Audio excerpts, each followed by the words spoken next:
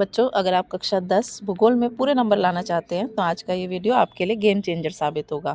आज हम सॉल्व करेंगे केस आधारित प्रश्न और अभिकथन कारण आधारित प्रश्न जो सीधे बोर्ड परीक्षा में पूछे जाते हैं। तो चलिए समझते हैं। केस स्रोत आधारित प्रश्न। तो बच्चों, आप ये जो बोर्ड वाला जो अभी न्यू फॉर्मेट आया हुआ है उसमें आप देखेंगे कि आपको केस बेस्ड स्टडी वाले जो क्वेश्चंस है वो देखने को मिलेंगे, जिसमें आपको इस तरीके से एक पैसेज दिया होगा जो आपकी किताब का कोई टॉपिक लिया गया होगा और उससे जुड़े हुए आपसे कुछ प्रश्न पूछे जाएंगे। तो बच्चों, आज जो आपके सामने ये पैसेज दिया हुआ है, आप देख सकते हैं ये जो पैसेज है ये मृदा संरक्षण से जुड़ा हुआ पैसेज है। पहले मैं आपको पैसेज पढ़ के समझाती हूँ, फिर आगे हम इसके क्वेश्चन देखेंगे। ढाल वाली भूमि पर समोच्च रेखाओं के समांतर हल चलाने से ढाल के साथ जल बहाव की गति घटती है, जिसे समोच्च जुताई या कंटूर प्लोइंग कहते हैं। ढाल वाली भूमि पर सोपान बनाकर भी खेती की जा सकती है। सोपान कृषि अपर्दन को नियंत्रित करती है। पश्चिमी और मध्य हिमालय में सोपान अथवा सीढ़ीनुमा खेत काफ़ी विकसित हैं। बड़े खेतों को पट्टियों में बांटा जाता है। फसलों के बीच घास की पट्टियां उगाई जाती हैं। ये पट्टियां पवन द्वारा प्रवाहित बल को कम करती है। इस प्रकार की खेती को पट्टी कृषि कहते हैं, यानी कि स्ट्रिप फार्मिंग। पेड़ों की पंक्तियां लगाकर रक्षक पट्टियां शेल्टर बेड्स बनाना भी पवनों की गति को कम करता है। रेत टीलों के स्थिरीकरण में इनका महत्वपूर्ण योगदान रहा है। तो बच्चों, इस पैसेज में आप देख सकते हैं कि जो मृदा संरक्षण के जो अलग अलग उपाय है, जो अपने आप में एक बहुत इंपॉर्टेंट टॉपिक है जिसको आपको बोर्ड के लिए तैयार करना है। तो इसमें आपको यहाँ पे 4 तरीके जो हैं वो मृदा अपरदन के जो रोकने के 4 उपाय हैं वो यहाँ पे आपको बताए गए हैं। इसमें आप देख सकते हैं, इसमें जो सबसे पहले आपको बताया गया है वो यहाँ पे बताया हुआ है समोच्च जुताई। तो इस तरीके से ये आप देख सकते हैं कि यहाँ पे सबसे पहले क्या दिया हुआ है, समोच्च जुताई। दूसरा आप यहाँ पे देख सकते हैं, यहाँ पे आपको बताया गया है सोपान अथवा सीढ़ीनुमा खेत। तीसरा आप यहाँ पे देखेंगे, यहाँ पे आपको बताया गया पट्टी कृषि यानी कि स्ट्रिप फार्मिंग। और चौथा जो यहाँ पे है वो आपको बताया गया है रक्षक बेल्ट यानी कि रक्षक पट्टियाँ यानी कि शेल्टर बेल्ट्स। तो बच्चों, ये जो 4 तरीके हैं ये आप देखेंगे कि मृदा को संरक्षण करने के यानी कि मिट्टी के कटाव को रोकने के जो तरीके हैं वो 4 तरीके हैं। पहला है समोच्च जुताई, दूसरा है सोपान कृषि जिसको हम सीढ़ीनुमा खेती के नाम से भी जानते हैं, तीसरा है पट्टी कृषि और चौथा है रक्षक पट्टियाँ। तो बच्चों, हम इसको इमेज के माध्यम से समझेंगे जिससे आप आसानी से इसको समझ पाएँ।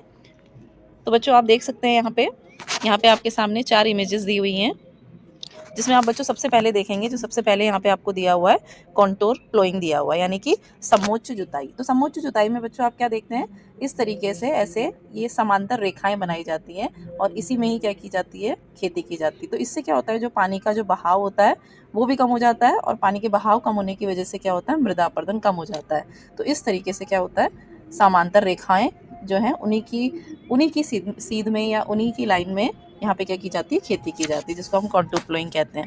इसके अलावा जो दूसरी खेती है जिसको हम सोपान खेती या सीढ़ीनुमा खेती भी कहते हैं, तो उसमें आपको इस तरीके से जो सीढ़ी सा पैटर्न है वो आपको यहाँ पे देखने को मिलेगा और इसी पैटर्न में यहाँ पे खेती की जाती है। इससे क्या होता है, पानी जो है वो स्ट्रेट ना बह के क्या होगा, रुक रुक के इस तरीके से बहेगा और इस वजह से क्या होगा, मिट्टी भी बह करी जाएगी।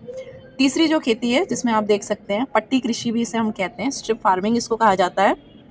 तो इस स्ट्रिप फार्मिंग यानी कि पट्टी कृषि में आप क्या देखेंगे कि इस तरीके की आपको पट्टियां देखने को मिलेंगी, इस तरीके की पट्टियां, जिसमें इधर एक पट्टी में आपको दिखाई देगा कि यहाँ पे खेती की जाती है और दूसरी पट्टी में इस तरीके से ये घास लगा दी जाती है। फिर आप देखेंगे एक पट्टी पे खेती की जाएगी और बीच में दूसरी जगह इस तरीके से घास लगा दी जाएगी। तो इससे भी क्या होता है, जो हवा की गति जो है, हवा की जो स्पीड है वो कम हो जाती है और हवा की स्पीड कम होने की वजह से मिट्टी का जो बहना है या कटाव जो है वो भी कम हो जाता है। तीसरा जो प्रकार है उसमें आप देखेंगे कि तीसरा जो प्रकार है उसको हम क्या कहते हैं,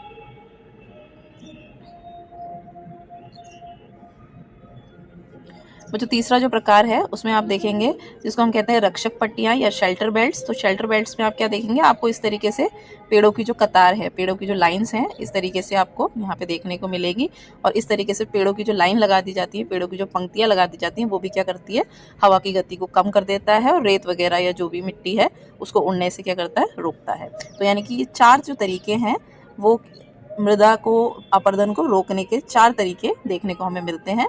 पहला है कॉन्टोर प्लोइंग यानी कि समोच्च जुताई, जिसमें ऐसे पैरेलल लाइंस में समोच्च रेखाओं में इस तरीके से खेती की जाएगी। दूसरे में आप देखते हैं सोपानी कृषि या सीढ़ीनुमा खेती, जिसको हम टेरेस फार्मिंग भी कहते हैं, उसमें इस तरीके से सीढ़ियाँ बना के खेती की जाती है। तीसरी में आप देखेंगे इस तरीके से पट्टियों में खेती की जाती है, जिसमें बीच में घास की पट्टियाँ होती हैं और इस तरीके से खेती की जाती है। और चौथे में आप देखेंगे इस तरीके से पेड़ों की कतारें बनाई जाती हैं और इस तरीके से मृदा अपरदन को रोका जाता है। तो बच्चों आप देखेंगे आप कि यहाँ पे आपको मृदा संरक्षण के जो तरीके थे वो यहाँ पे बताए गए थे। अब इसी से जुड़े हुए आपसे कुछ प्रश्न यहाँ पे पूछे गए हैं। तो पहला प्रश्न है, समोच्च जुताई से क्या आशय है? तो उत्तर है, ढाल वाली भूमि पर समोच्च रेखाओं के समांतर हल चलाना समोच्च जुताई कहलाता है। तो यहाँ पे हम क्या करेंगे, जो ढाल वाली भूमि है,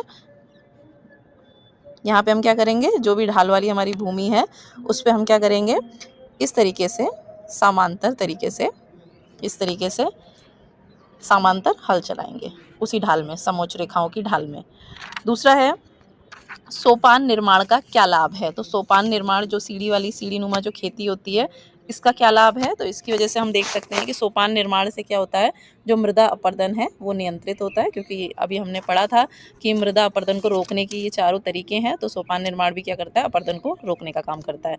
तीसरा प्रश्न है, पट्टी कृषि से क्या तात्पर्य है? उत्तर, फसलों के बीच घास की पट्टियां उगाना पट्टी कृषि कहलाता है। तो इसमें आपने देखा था इस तरीके से पट्टियां बना दी जाती हैं, जिसमें बीच बीच में आपको यहाँ पे इस तरीके से घास देखने को मिलेगी और कुछ पट्टियों में आपको इस तरीके से यहाँ पे खेती की जाएगी।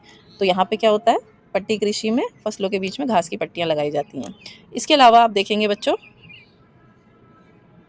प्रश्न चौथा है, रक्षक पेटियों का क्या महत्वपूर्ण योगदान रहा है? तो रक्षक पेटियों का रेत के टीलों के स्थिरीकरण में महत्वपूर्ण योगदान रहा है। तो ये क्या करती है, जो रेत है उसको, रेत या मिट्टी को एक जगह से दूसरी जगह अपरदन या मूवमेंट नहीं होने देती है। तो रक्षक पेटियां यानी कि शेल्टर बेड्स भी क्या करती है, इस तरीके से अपरदन को रोकती है। जिसपे आपने देखा था इस कतार में इस तरीके से पेड़ लगा दिए जाते हैं, एक कतार में आपको इस तरीके से पेड़ लगा दिए जाएंगे और जिसकी वजह से क्या होगा, मृदा अपरदन जो है वो यहाँ पे आपको नहीं देखने को मिलेगा।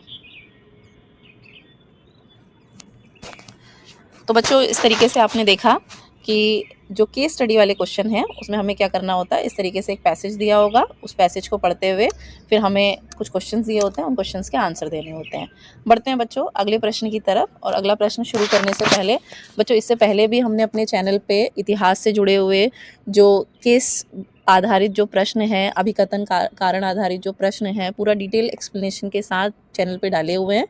मैं चाहूँगी कि आप इस वीडियो के साथ साथ उस वीडियो को भी देखें।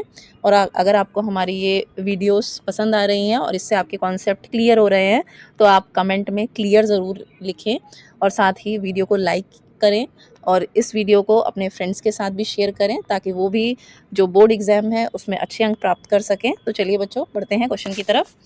तो बच्चों क्वेश्चन है हमारा, अब ये जो अगला प्रकार का जो क्वेश्चन है ये है अभिकथन कारण आधारित प्रश्न।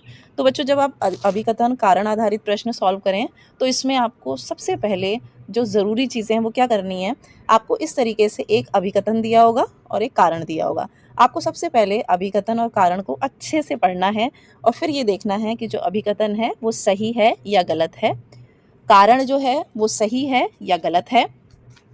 उसके बाद जो कारण है वो इस कथन की सही व्याख्या है या नहीं है।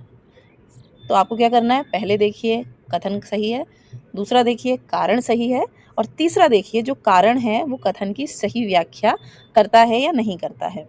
तो बच्चों देखिए पहला प्रश्न है जिसमें हमें अभिकथन दिया हुआ है, वे संसाधन जिनका जैव मंडल में एक निश्चित चक्र होता है जैव संसाधन कहलाता है। तो यहाँ पे आप देखेंगे इसका कारण दिया हुआ है, इन संसाधनों में जीवन व्याप्त होता है। तो आप यहाँ पे देख सकते हैं बच्चों, जो कथन है वो भी यहाँ पे सही है और जो कारण है वो भी यहाँ पे सही है, लेकिन ये जो कारण है वो इसकी सही व्याख्या नहीं करता है, क्योंकि जो जैव संसाधन है ऐसे संसाधन है जिनमें जीवन होता है, लेकिन एक जो निश्चित चक्र वाला जो कथन है वो जैव संसाधनों की परिभाषा को पूर्ण तरीके से स्पष्ट नहीं कर रहा है। बढ़ते हैं बच्चों अगले प्रश्न की तरफ। अगला प्रश्न है, अभिकथन यहाँ पे हमें दिया हुआ है,